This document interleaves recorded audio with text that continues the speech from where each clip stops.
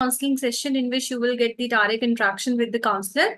And also, we have some subscription plan starting from basic to premium. So basic plan is of 3 months, standard plan is of 6 months, and premium plan is of 12 months. So premium plan, basically the features are like pre-recorded classes are there, live class, live doubt clarification is there, one-to-one personalized guidance, then quick revision examination module is also there.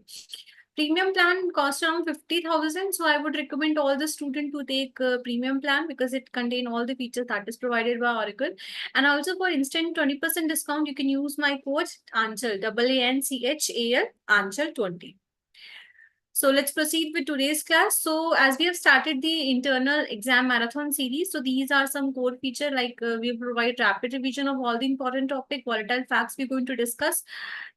Multiple choice questions will also be covered, and also we assure top-notch grades in exams. And this series is beneficial for all students of any university. Then these are the topics that we're going to discuss: heart block, action potential, ventricular muscle, pacemaker potential, protocol sound, and vasovagal syncope, and also Fick principle we're going to discuss. So let's start with today's class. So first we're going to discuss the action potential of ventricular muscle. Okay. So what is action potential? As we know, action potential in cardiac muscle is slightly different from the that of other tissues, right? So duration of action potential in cardiac muscles is around 0.25 to 0.35 second, right? And there are different phases that is also present in action potential of ventricular muscle, so that we're going to discuss, right? So action potential in a single cardiac muscle fibers is basically has 4 stages, and that we're going to discuss. The first stage we have is initial depolarization.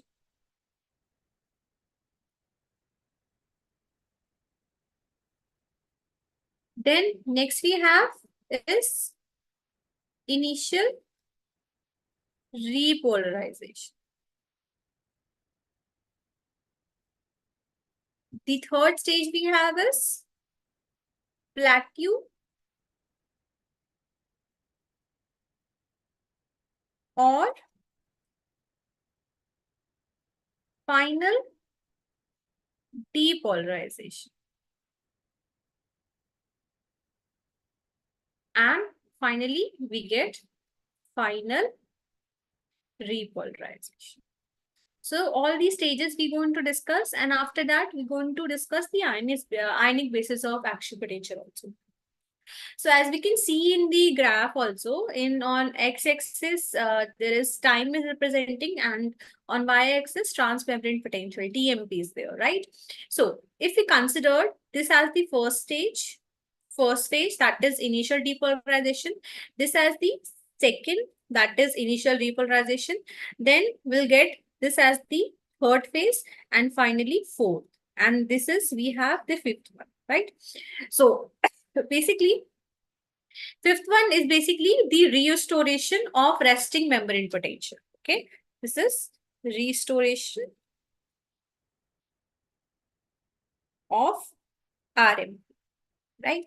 So first phase, that is initially. So first we can see the resting membrane potential is -90 millivolt in cardiac muscle. Okay, so initial depolarization is the very rapid, and also it lasts for about 2 milliseconds. Okay, so duration of this phase is 2 milliseconds. And amplitude of this phase is around 20 millivolts. So as we can see, there's rapid arise in this phase, right? So the amplitude is around 20 millivolts. Then after this phase, there is initial repolarization is there. What is initial repolarization means? It appears after depolarization, and there is initial rapid repolarization for a short period of time, about 2 milliseconds. So again, this phase lasts for 2 milliseconds. And the end of rapid repolarization is represented by a notch that we can see, right? Notch is there. Okay, now third phase we have is the plateau phase. Okay, so after the muscle fiber remain in a depolarized state for some time before further repolarization, it forms a plateau-like structure, as we can see in this curve also. So it forms a plateau, or we can call it as a stable period in action potential curve. So the plateau phase lasts for around 200 millisecond in arterial muscle fibers and lasts for about 300 milliseconds in ventricular muscle fiber. Now, due to long plateau and action potential, the contraction time is also longer in cardiac muscle, that is by 5 to 15 times more than in the skeletal muscle. Now, finally, we have the fourth phase, that is final repolarization.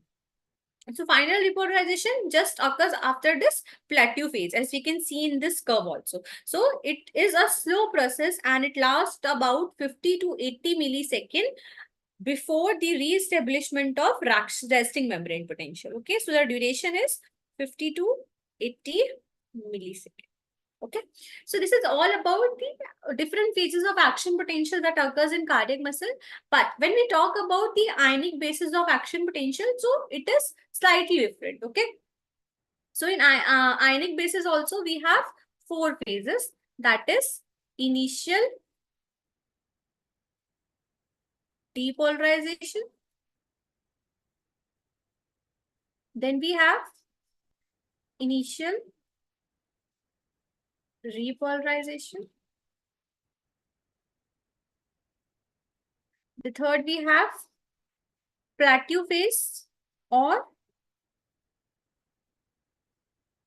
final depolarization,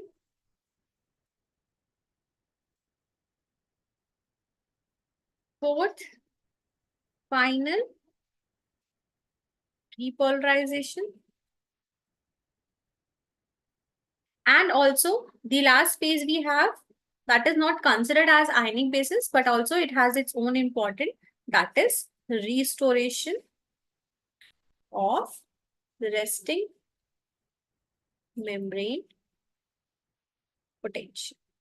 So one by one, we're going to discuss about all these phases, and also we're going to discuss that what will be the ionic variation. Okay. So the first phase we have initial depolarization. Now, as we have discussed, this occurs because of rapid this is a very rapid phase. So this occurs because of rapid opening of fast sodium channels, right? So there will be sodium influx occurs in fast channels. Okay. So in this phase, there will be sodium influx will occur. Right now, next we have initial repolarization. So as we can see in this phase, what happened, initial repolarization is due to transient. Okay, transient means short duration, due to opening of potassium channels and efflux of small quantity of potassium ions from the muscle fibers, and also the fast sodium channels close suddenly and slow sodium channel open, resulting in slow influx of low quantity of sodium ions. So what will happen? There will be potassium efflux returns TMP to as 0 as sodium channel close. Okay. So there will be potassium efflux will occur and sodium channel will get close. Okay. Now, finally, we have this third phase, that is plateau phase. So what happened? This plateau phase occurs due to slow opening of calcium channels, right? So these channels are kept open for a long period and cause influx of large number of calcium channel, right? And already the slow sodium channels are open, so through which the the slow influx of sodium ions will also continue. So what will happen here? There will be influx of calcium ions. Okay. Now, finally, we have this fourth phase, that is final repolarization. So, in final repolarization, this phase occurs due to efflux of potassium ions. Okay. So, number of potassium ions move out of the muscle fibers exceeds the number of calcium ions moving in, and it make more negativity inside, resulting in final repolarization. Okay. Potassium efflux continues until the end of repolarization. So, again, what will happen in this phase? there will be efflux of potassium. And finally, we get this fifth one, that is restoration of resting membrane potential. So at the final end of final repolarization, what will happen? All sodium ions which has entered the cell throughout the process of action potential move out of the cell, and potassium ion move into the cell by activation of sodium potassium pump. Okay. So here sodium potassium ATPase pump stable TM. Okay. So what will happen here? Sodium potassium pump stabilize T. Okay, so this is all about the action potential that occurs in cardiac muscle. Next, we're going to discuss about the pacemaker potential. Okay, now first we should know that what is pacemaker. So pacemaker is the structure of heart from which impulse for heartbeat are produced. Okay, now which type of cells are present? So pacemaker has P cells, or these cells are also known as pacemaker cell. Okay, so in mammalian heart, the pacemaker cell is SA node. Okay, and it was given by, this concept was given by a scientist, that was Lewis Thomas. Okay, who named SA node as pacemaker of heart in 1980. Okay, now what is SA node? So SA node is a small tip of modified cardiac muscles that is situated in superior part of lateral wall of right atrium, just below the opening of superior vena cava. And what is the function of SA node? So SA node is responsible for generating impulse per heartbeat. So this is responsible for generating the impulse for heartbeat, and the fiber of this node do not have contractile element, because the contractile elements are absent, and the fibers of SA node are continuous with fibers of atrial muscle, so that the impulse from SA node spread rapidly through the artery. Right now, the other parts of heart, such as AV node, atria, ventricle, can also generate the impulse and function as pacemaker. Okay, now still the SA node is known as the pacemaker because the rate of generation of production of impulse, means the rate of generation of rhythmicity, okay, is more in SA node than any other structure, and it is about, the SA node, it is about 70 to 80 per minute. Okay, so now we're going to learn about the different phases, okay, of electrical potential in SA node.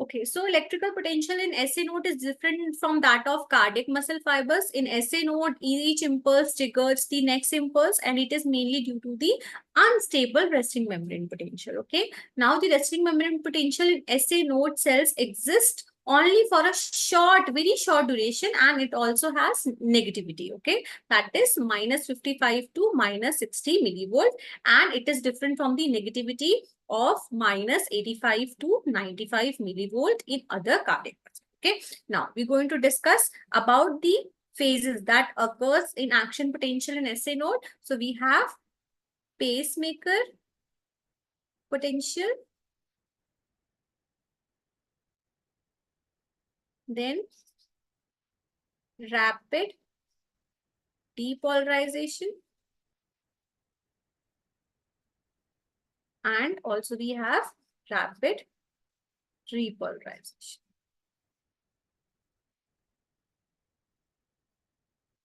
Okay, now for one by one, we're going to discuss about all these phases. So first we have pacemaker potential. So pacemaker potential is also known as spontaneous depolarization or pacemaker current. Okay, now what happened during this phase, the spontaneous depolarization start, that is very slowly, and reach the threshold level of about minus 40 millivolt.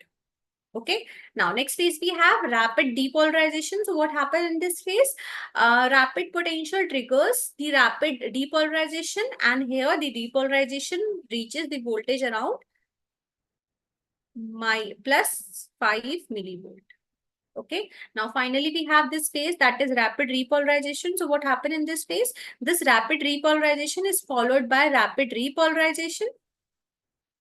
So basically what happened in this phase, repolarization reaches a voltage around minus 55 to minus 60 millivolt, okay, resulting in hyperpolarization and ends in resting membrane potential, okay. And once again, the cycle is repeated spontaneously in spontaneous depolarization, okay. So basically what happened in this pacemaker potential, to start with the sodium ions leak in the pacemaker fibers, and it causes the depolarization, and this slow depolarization forms the initial part of pacemaker potential.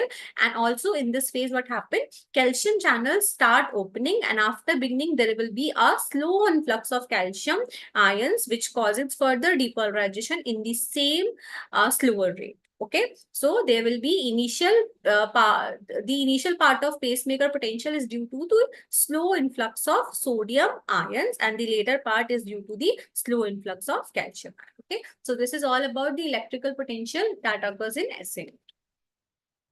Now we have the another important topic, that is Fick principle. Okay, so before starting this topic, I wanted to ask you that basically what is the use of this principle in cardiovascular system? I wanted to know. If you know the answer, please give me the answer in the inbox. No?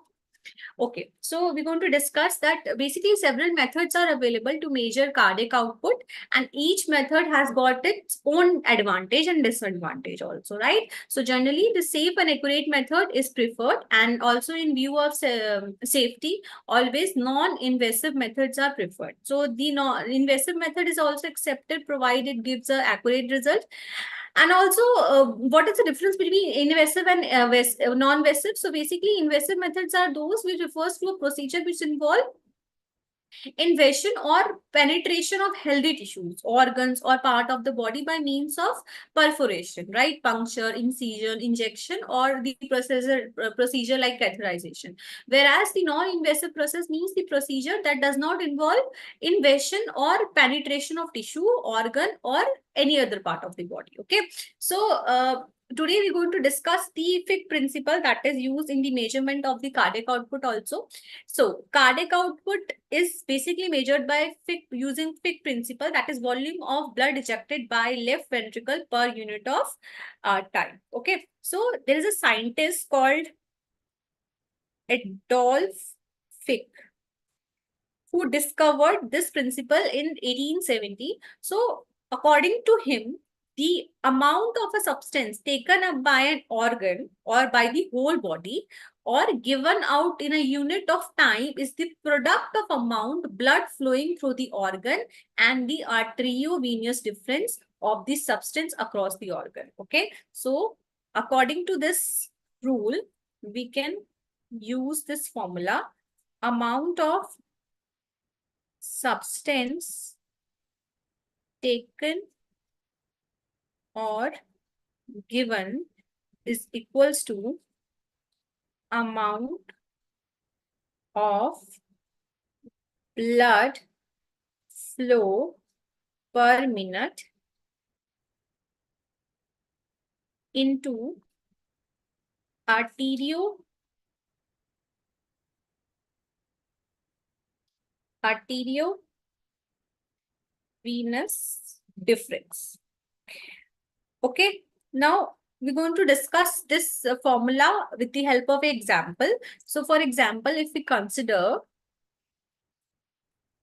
the amount of blood flowing through the lungs is 5,000 per ml. Okay, so amount of blood flow through lungs we have is 5,000 ml per minute, and the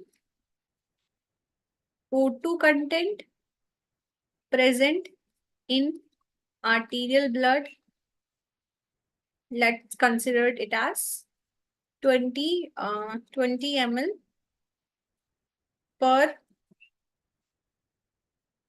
100 ml of blood. And also O2 content in venous blood we have is 15 ml per 100 ml of blood. So by using this formula, we can also calculate it as, so it will be amount of blood flowing through the move from lungs to blood. It will be 5,000 into 20 minus 15 upon 100. Okay. Now the calculation part I want to be done by the student.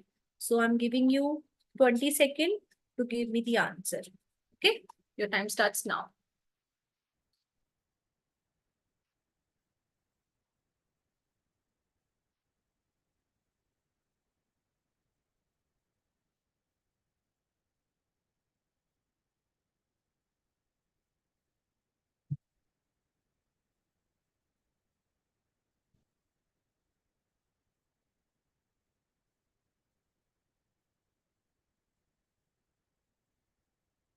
Yes, who has got the answer? So the answer will be, it will be 250. Okay. So this is all about the Fick principle, right? So you can calculate the amount of oxygen moved from lungs to blood by using this Fick principle. Okay. Okay. So next we have the another important topic of cardiovascular system, that is throat cough sound. Okay. So basically, this throat cough sound we found in the while measuring the blood pressure in the auscultatory method. So as we know, the blood pressure was first measured in horse in 1733 by a scientist, that was Stephen Hales. Okay, so the two methods are there, direct and indirect, right? So usually indirect methods are used, and indirect methods is used to measure the arterial blood pressure in man as well in animals. Okay, so various apparatus are there like sphygmomanometer, stethoscope, that are very necessary to measure the blood pressure. Okay, so pressure by this indirect method can be determined by three methods: the palpatory method, auscultatory method, and oscillatory method. So now to know the cough sound, we should know about the auscultatory method. Okay, so what is auscultatory method? Auscultatory method is basically considered to be the most accurate method to determine the arterial blood pressure. Okay, so after determining the systolic pressure, so systolic pressure usually we determine before doing the auscultatory method, and systolic pressure can be determined by usually using palpatory method. Okay. So after determining the systolic pressure in palpatory method, the pressure in the cuff is raised about 20 mmHg above that level. Okay, so that the brachial artery is get occluded and due to compression. Okay, so once the brachial artery is occluded due to compression, now the chest piece of the stethoscope is placed over the antecubital fossa. Okay, I hope all the students know where this antecubital fossa is located, and the arm cuff is slowly deflated. Now, while doing so, series of sounds are heard through the stethoscope, and those series of sound are known as crotocough sound. Okay, and this sound is also named after the name of the scientist, that was Protokoff. He discovered these sounds in 1905. So now these sounds have 5 phases that we're going to discuss. First phase we have is tapping sound.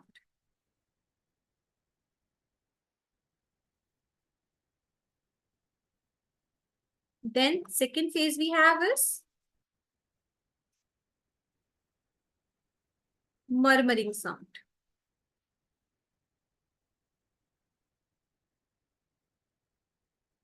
Then third phase we have is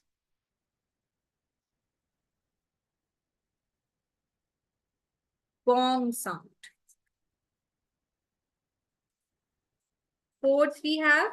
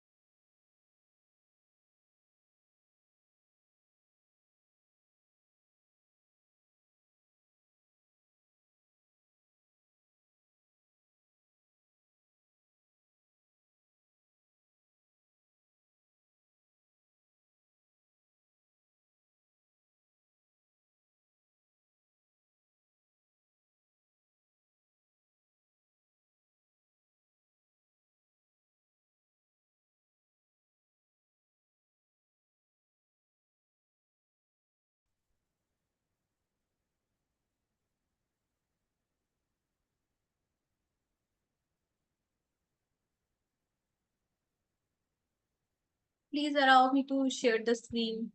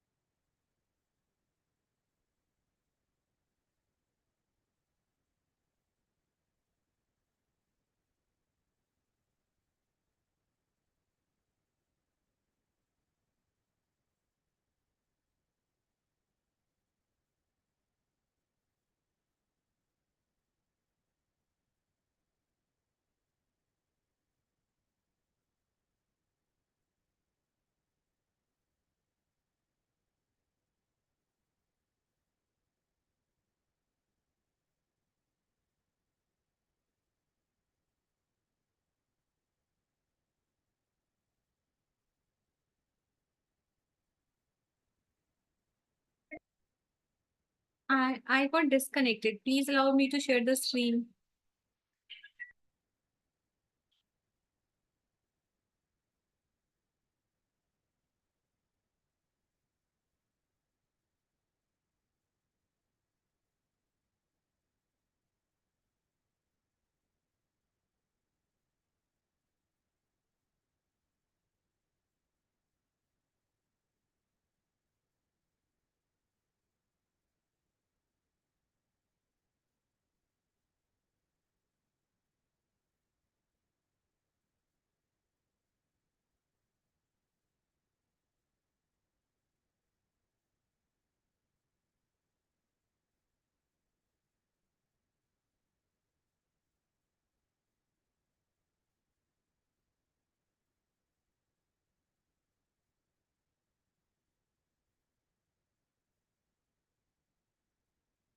Okay, so fourth phase we have is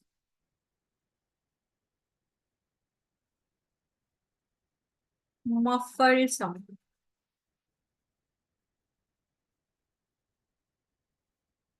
Then finally we have fifth phase, that is disappearance of sound.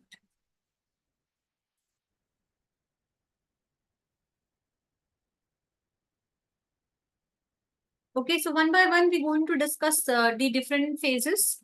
Okay, so first we have this tapping phase, that is first phase. Okay, so what happens while decreasing the pressure of the arm cuff, the occlusion of the artery will be there, and that the occlusion of the artery is relieved, and when blood starts flowing through the artery, first sound appears suddenly, and also in the normal person, it appears when the pressure is reduced to 120 mm Hg, right? And it is basically the clear tap sound, means it will appears like tap.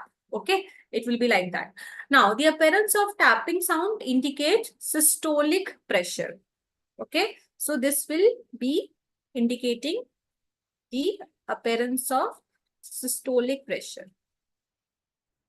And when the pressure is reduced further by 10 mmHg, the initial level, from the initial level, it get reduced by the 10 mmHg. This sound slowly become more louder. Right now, second, we have the second phase, that is murmuring phase. There will be appearance of murmuring sound. So following the clear tapping sound is soft murmuring sound will be there, that is heard when the pressure is reduced further about 15 mmHg.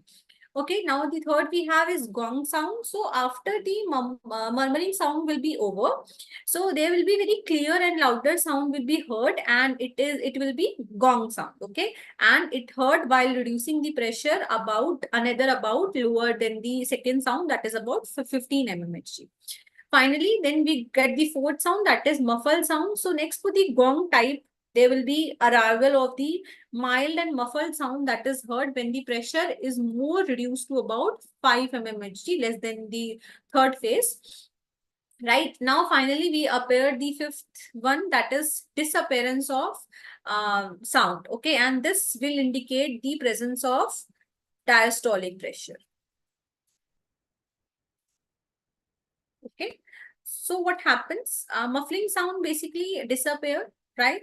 And disappearance of the sound indicate this diastolic pressure. And also in auscultatory method, the appearance of clear tapping sound during the first phase indicate the systolic pressure, and disappearance of the muffling sound in the fifth phase shows diastolic pressure. Okay, so this is all about the Korotov sound. Now, next we have the another important topic, that is vasovagal syncope. So, shock due to increased vascular capacity is considered under vasogenic shock. Okay. Now, what is vasogenic shock? Basically, in vasogenic shock, what happens? The blood volume is normal, but shock occurs because of inadequate blood supply to the tissue due to increased vascularity capacity. Okay, now why this vascular capacity increase? This occurs due to whenever there is extensive dilation of blood vessels. Okay, and this is also known as vasogenic or low resistance or also distributive shock. Okay, so in vasogenic shock, we have sudden loss of motor tone, anaphylactic shock is there, sepsis is there. So basically, in neurogenic shock, we considered the vasovagal syncope. Okay, so what is neurogenic shock? Neurogenic shock is a type of shock characterized by sudden depression of the nervous system. So there will be sudden depression of the nervous system which occurs due to extensive dilation that is caused by loss of vasomotor tone. Okay, so sudden loss of vasomotor tone is the neurogenic shock. Okay, so there are various causes is there of neurogenic shock, like ischemia of brain, general anesthesia, spinal anesthesia, emotional condition, like if the person is in the extreme emotion, right? So basically various reasons are there, and one of is the syncope. Syncope means the fainting. Okay, syncope or the fainting is the sudden and transient means short time, loss of consciousness and postural tone with spontaneous recovery. Okay, and it occurs due to temporary inadequate cerebral blood flow. So in that, we're going to discuss here the vasovagal syncope. Okay, so what happens in vasovagal syncope? There will be sudden loss of consciousness that occurs by certain triggers that results of temporary decrease in the blood flow supplying the brain, and there will be prodrome usually associated with triggering events, and pathology is there that whenever emotional or environmental triggers are there, that is due to prolonged standing, fasting, dehydration, sleeping. So due to this reason, there will be activation of parasympathetic nervous system, which will cause vasovagal reaction. So vasovagal reaction, we will have bradycardia, vasodilation of peripheral blood vessels, which will drop, because of that, there will be drop in blood pressure and reduce in brain oxygen supply, which will lead to cerebral perfusion and loss of consciousness. And several symptoms are there, like the person will be having dizziness, lightheadedness, sense of being warm or cold, pallor, nausea, sweating, palpitation, blurry vision, and hearing changes will be there. Okay, so in a short way, we can explain it like that fainting is caused by sudden stimulation of vagus nerve. Okay, and it is due to extreme activation of parasympathetic division of autonomic nervous system, and there will be decrease in heart rate because of inhibition of myocardium by vagus, right? At the same time, the blood pressure also decreases due to severe vasodilation by the parasympathetic nerve fibers, right? Now, because of bradycardia and hypotension, the cerebral blood flow decrease, resulting in fainting, and vasovagal syncope is very common in the condition like severe emotional distress and in the case of exertion. Okay, so this is all about the vasovagal syncope. Now we have the last topic of today's class, that is heart block. So what is heart block? So heart block is an abnormal heart rhythm where the heart beats too slowly, right? The result in the electrical signal being partially or totally blocked between the upper chamber, right? Upper chamber means between the atria, okay? Between the upper chamber and the lower chamber means between atria and ventricle, right? Now heart block is also known as AV block.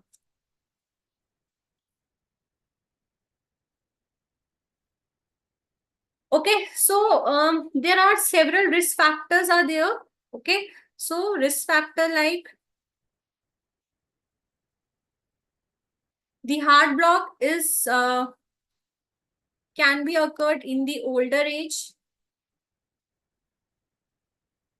Then also congenital factors are there.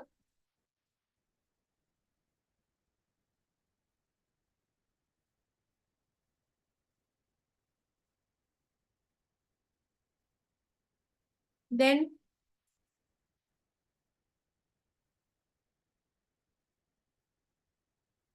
due to various heart disease or due to medication. So what kind of medication? Medication that slow the conduction of heart's electrical impulse, including heart medication such as beta blockers, calcium channel blockers. Okay, so many others are there. Okay, now we're going to discuss the types of heart block. Okay, so in heart block, we have the first degree, second degree, and third degree. Okay, one by one, we're going to discuss about all of them. So what is first degree? So in first degree, it occurs when there is a delay but not disruption as the electrical signal moves between the atrium and ventricle through the AV node. Okay, the PR interval is lengthened beyond 2.20 seconds. Now, what is second degree block? So, second degree basically, second degree occurs when the electrical signal between the atria and the ventricle is even more impaired than the first degree AV block, and in second degree AV block, the impairment result in the failure to conduct an impulse which can cause a skip beat, and it is further divided into type 1 and type 2. Okay, so type 1 is also known as Mobitz type 1 and type 2 is known as Mobitz type 2. Okay, so basically in type 1 there is a less serious form of second degree heart block. The electrical signal gets slower and slower until the heart actually skips a beat. And in type 2, while most of the electrical signal reaches the ventricle even so often, some do not, and the heartbeat become more irregular and slower than the normal. Okay, then finally, we have the third degree heart block. So what happens in third degree heart block? This third degree is also known as complete heart block and arterioventricular block. Okay. So what happens? The electrical signal from the arteria to the ventricle is completely blocked. Okay. So that's why it is also known as complete block. And there is no communication between the two. So to make up for this, the ventricle usually start to beats on its own, acting as a substitute pacemaker of the heart, which is slower and often irregular and not reliable. And the third degree heart block seriously affects the heart's ability to pump out the body. And on ECG, there is no relationship between the P wave and QRS complex, meaning the P wave and the QRS complex are not in the ratio of 1:1. Okay, so in third degree, there will be complete AV block, and also it can lead to death. Okay, so this is all about the heart block. So we have covered the all the important topic of the CVS. Also, some topics are left. For that, we will be having the CVS class 4 for the rest important topic. Also, we already had two important classes over the CVS in which we have discussed several important topics. So if you have not watched those class, you can watch those class in the recorded sessions. Okay, thank you so much.